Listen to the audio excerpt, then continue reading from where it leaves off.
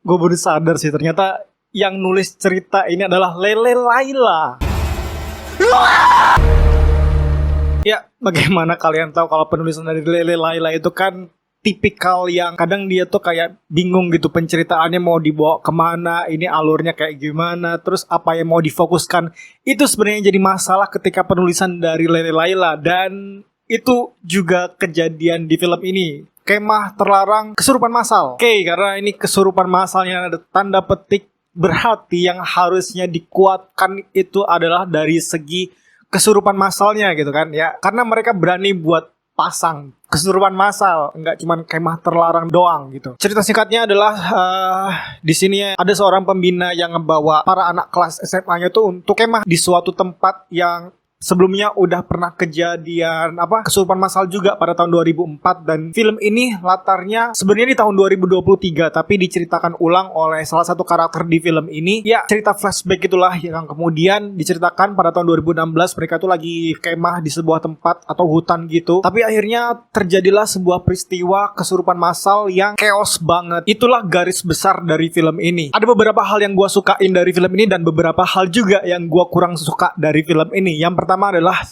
action dari mereka atau pemain-pemain di film ini tuh berasa meyakinkan banget. Mereka tuh dari Jawa gitu, aksen Jawanya kelihatan medok, nggak kayak dibuat-buat, terus juga kelihatan luwes, nggak kaku banget buat diucapkan oleh para pemainnya gitu, terutama oleh Derby Romero, terus beberapa karakter utama lain yaitu yang jadi Rini. Itu keren banget, acting dia juga keren banget. Nanti gue bahas di lain hal, tapi kita fokus dulu ke cara dialognya, cara pengucapan bahasa Jawa itu gue suka banget. Ini kan latarnya di Jogja gitu kan, dan walaupun cast-nya ini ya gue lihat banyak yang bukan dari Jawa, tapi mereka bisa mengucapkannya dengan fasih, dengan luwes, dengan cara yang enggak kaku gitu. Kalau biasanya kan film-film Jawa biasanya terkesan kelihatan kaku dan dipaksakan, tapi di film ini enggak. Ini gue cukup oke, gue cukup approve lah untuk bahasa Jawanya itu. Gue cukup suka karena enggak kelihatan banget kakunya itu tadi. Kemudian acting dari pemeran Rini di sini juga keren banget, dari tatapan matanya pas dia kesurupan, terus perubahan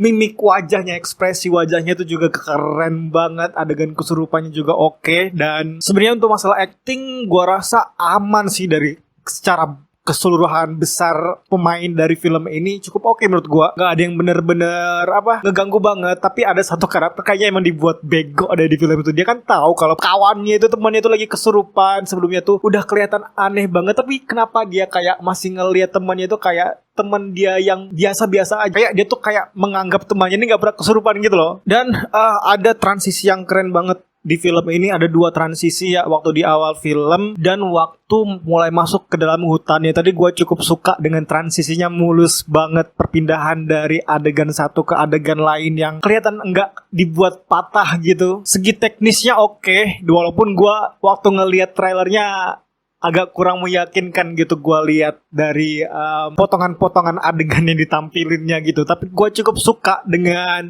film ini yang menawarkan sesuatu yang beda gitu. Kalau film-film horor sebelum-belumnya itu kan kalau kesurupan gitu kan diubah suaranya menjadi efek suara yang iblis atau setan yang lagi kesurupan gitu, atau enggak matanya dibuat putih banget gitu kan. Tapi di sini enggak, mereka kayak benar-benar memaksimalkan potensi dari pemainnya itu tadi. Segi teriakan, terus gua juga suka dengan yang orang kesurupan cowok itu, sumpah itu keren banget. Siapa ya, gue lupa deh namanya siapa. Kalau ceritanya sendiri di beberapa bagian gitu gue mulai bosen sih sebenarnya dengan apa yang film ini mencoba untuk ceritakan, apa yang sebenarnya kejadian dengan mereka ini. Kenapa film ini nggak fokus aja ke satu arah gitu, kemah terlarang tentang kesurupan massalnya, kenapa masih melebar jauh entah kemana gitu. Tapi gue suka di sini mereka masuknya tuh ada sisi kolosal juga tentang kerajaan zaman dulu. Sebenarnya bukan kerajaan sih, kayak ya ada raja, ada ratu gitu, Roro Putri gitu kan ya, diceritain di film ini. Dan itu gue cukup suka, apalagi dengan penceritaan dia yang menggunakan flashback masa lalu dengan adegan wayang orang. Itu keren menurut gue ya, cukup oke lah menampilkan itunya tadi. Dan sisi menariknya di sini ya itu tadi,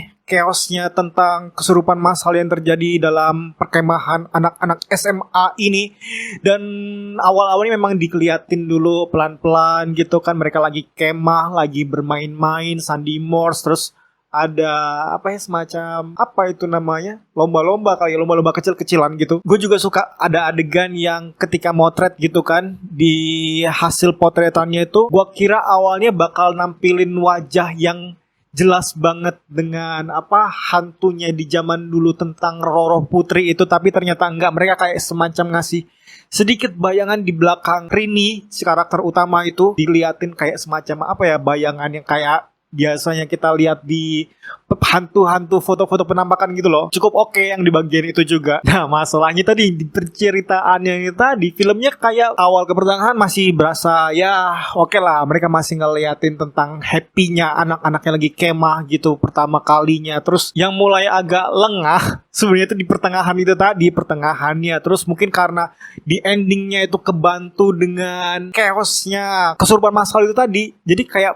ya kebantulah ceritanya. Dan kalau kalian nyari yang chaos banget, sebenarnya enggak sih, ini masih termasuk yang aman, penuh jeritan segala macam, karena kalian bakal diliatin kalau ada kesurupan yang ini regu ini belum kelar kesurupannya loh, masih ditambah lagi dengan kesurupan di regu yang lain, bukan cuma satu orang tapi beberapa orang, 2 orang dari regu ini, terus 3 orang dari regu ini, terus 1 orang dari regu ini juga gitu. Jadi banyak yang harus diobatin juga. Itu sih yang bikin chaos. Terus belum selesai satu muncul lagi. Gue juga ngerasain ada vibes dari film KKN ya, mungkin karena ini yang nulis Lele Laila, dan Lele Laila juga pernah ngebuat atau menulis film skrip dari KKN di Desa Penari. Jadi treatmentnya gue rasa mirip-mirip dengan film KKN di Desa Penari itu tadi. Tapi kalau untuk segi film kedua, film sequelnya KKN di Desa Penari, gue gak nonton ya. Yang Badarowi gue gak nonton, tapi gue rasa itu mirip-mirip juga tentang Roro Putri, tentang sebuah pusaka yang dipakai oleh Tuan Putrinya itu tadi juga. Jadi ya agak familiar gue dengan film ini, tentang karakter Roro Putrinya itu tadi. Dan sebenarnya ini juga tentang kayak pementasan sebuah teater gitu ya, bisa dibilang ya, karena di film ini juga ngangkat tentang cerita Roro Putri yang pengen balas dendam gitulah. Sebenarnya ya gue cukup capek ngikutin ceritanya, agak mengambang juga, nggak terlalu bener-bener fokus ke kesurupan massalnya itu tadi. Tapi ya karena dibantu oleh endingnya yang cukup chaos menurut gua, jadi ya oke lah, film ini nggak buruk-buruk banget menurut gua ya. Ini segi teknisnya juga cukup oke menurut gua. Segi treatmentnya